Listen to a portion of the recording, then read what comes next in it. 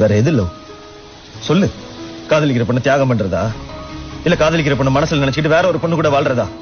எனக்கு அது தெரியாது. எனக்கு காதலிக்கிற பொண்ண கல்யாணம் பண்ணு, அவ்வளவுதான். உன்னை ஒரு நாள் ரோட்ல பார்த்த உடனே தோணுச்சு, உன் கூட வாழ்ந்தா வாழ்க்கை அவ்வளவு அழகா இருக்கும். உன்னை தேடி கண்டுபிடிச்சு லவ் சொல்லணும் வீட்டுக்கு வந்து நின்னா உனக்கு நிச்சயதார்த்தம் நடந்துட்டு இருந்துச்சு. எல்லாமே முடிஞ்சு போச்சுன்னு நினைச்சேன். என் அப்பா சத்தனை கூட நான் அவ்வளவு அழலடி.